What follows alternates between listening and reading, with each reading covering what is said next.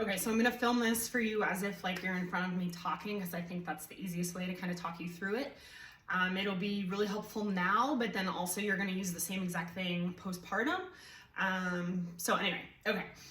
Let's talk about diaphragmatic breathing first, because you mentioned deep breathing, and I want you to keep that mindset of deep breathing, but we want to make sure that we're breathing the right way, and this is probably the most important thing through pregnancy and postpartum. So I want to talk you through that. So diaphragmatic breathing, obviously your ribs sit here, right? And your diaphragm is like a muscle underneath your ribs, right? So when we breathe, we want to make sure that we're getting a big, full, deep breath. And yes, it's going to be a deep breath, but we want it to also what we call be a 360 breath, meaning it's going in all directions. And what that prevents is pushing pressure down on the pelvic floor, right? So we want the diaphragm to open and then contract and close to relieve pressure from the pelvic floor on every exhale. So what that looks like is this. On the inhale, fill my ribs up, right? It's going both ways. And then on the exhale, ribs come back down and in, and the pelvic floor pulls up, right? What we want to avoid is like what we call shallow breathing. So that looks like this. And that's mostly like shoulders and chest breathing, right? And obviously that would be a problem if you look from the side, because if I'm shallow chest breathing, right, on the inhale, I'm pushing pressure through the midline, and on the exhale, I'm pushing pressure down through my pelvic floor, which is not what we want, okay? The other thing we don't want to see is belly breathing, right? And that looks like this. Right? And that's obviously no movement from the chest, but this constant force in our midline is telling me that we're not getting a deep breath through our diaphragm, and that we're also pushing unnecessary pressure through the midline and the pelvic floor, okay? So what we want, that diaphragmatic breathing will look like this from the side.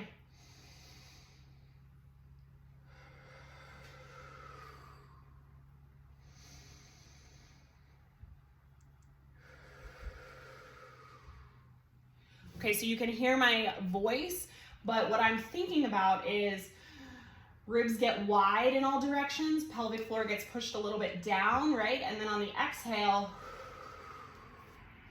ribs come in all directions, and pelvic floor gets pulled up, okay?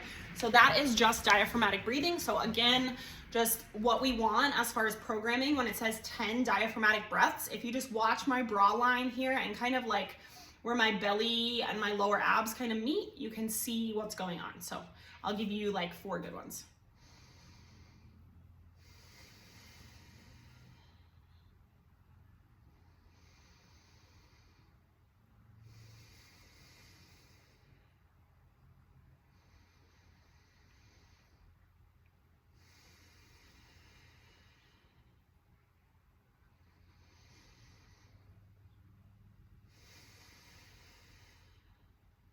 Okay, so just really 360 deep breaths. And that's something you can do, you know, just sitting around. I like to do like a nice solid 10 before going to bed. I like to do a nice solid 10 after a workout, you know, after we're breathing heavy and our breath can kind of be all over the place, to kind of reset it into that correct diaphragmatic breathing pattern. It's also going to be really important early postpartum, when you're not doing much of anything except for like carrying your baby around and feeding your baby and laying around. Those diaphragmatic breaths are going to be really important to help set proper breathing patterns, put you in a parasympathetic, so like calmer state, and just really get the pressure managing the right way, right? We breathe so many times a day. We don't want those breathing patterns to be forcing pressure down on our pelvic floor or out on our core. So that's diaphragmatic breathing.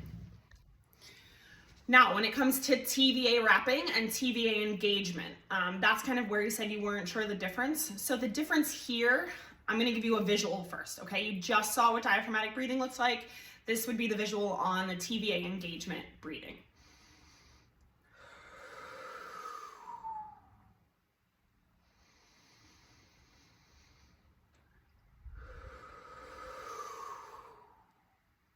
Okay, so I'm gonna pull my shirt down for this one so that, or my pants down, so you can see kind of my belly wrap. We'll do another one.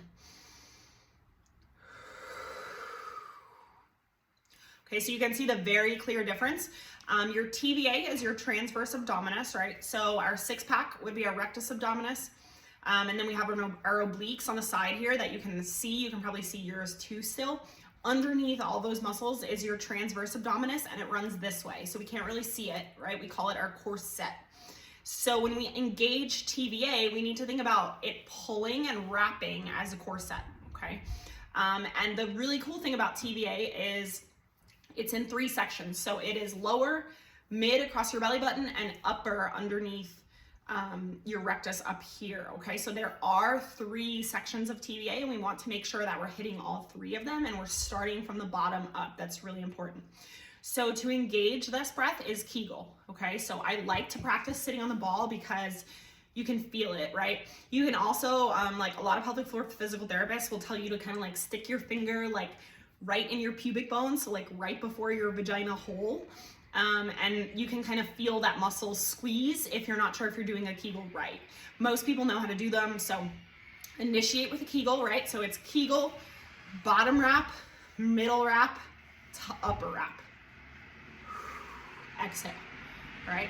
So, sorry.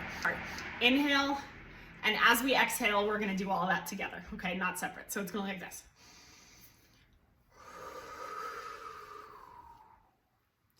Okay, so we can think about it as zipping up our core, okay? We're not sucking in, we're not bearing down or pushing down. We're literally starting with a Kegel, and then we're thinking about zipping up our core together, okay? So from the side,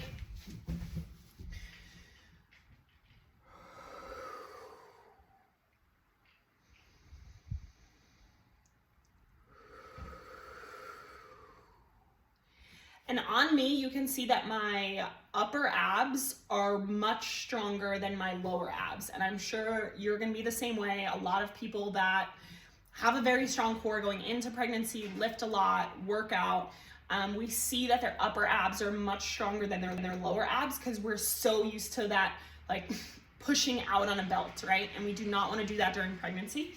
So for me, a lot of times when I work on this, I don't even think about these upper abs, okay? I just think about Kegel, lower, mid, stop. And even when doing that, my upper abs still kick in. So I'm gonna do that for you on camera and still show you how they kick in, okay?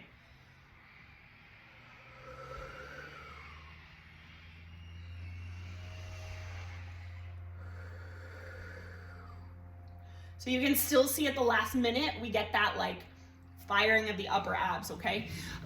This is what we don't want to see, okay? And I'm gonna show you this because again, if your upper abs are like mine and they're stronger, we really need to make sure we're not doing this, and I'll explain why. So this is what we call upper ab gripping, okay? Or rib gripping, and it looks like this, okay? And you can see when I do that, all the pressure just went down, right? So you can see like my belly button even pops out a little bit more, right? And I can feel it into this ball that there's more pressure hitting the ball, right? So it looks like this, right? We do not want that. We do not want that pushing of pressure down. We want to think about everything zipping up. So it should look like, right? And you can see that kind of zip up idea. Okay, all right, watch that all the way through. Let me know if you have questions on that. I know it's a lot, it's way more than I thought it was gonna be, but I really need you to get this before you can move into anything else. And this would be the same breathing pattern that you do with movement, right? Like with squats, it would look like inhale on the way down, exhale on the way up, wrap your belly on the way up. Inhale on the way down, exhale, wrap your belly on the way up.